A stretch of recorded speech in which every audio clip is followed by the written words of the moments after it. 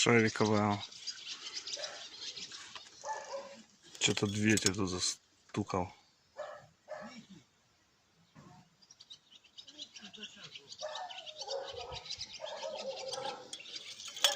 Вот сейчас заведу, бачим.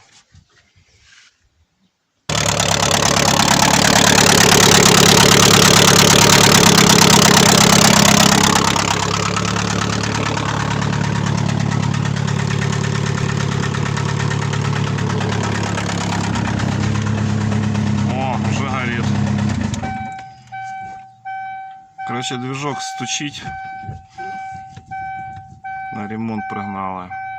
Стучит двигатель. Масло вообще ноль.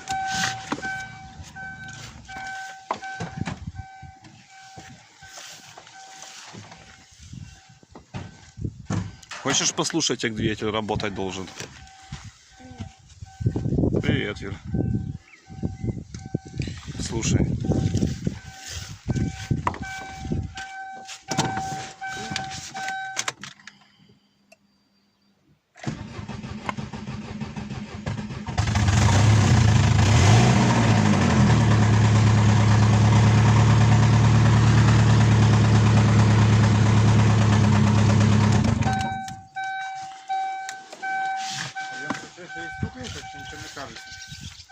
Ну, тобі не кажеться, там стукає, там поршень валить по башке. Давлення немає вообще.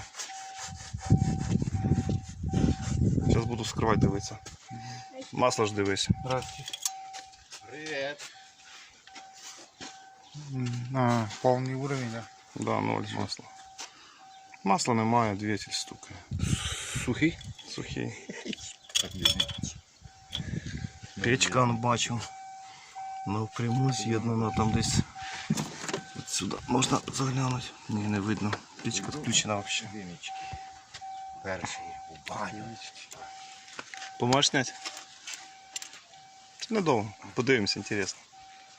Я вже колектор розкрутив.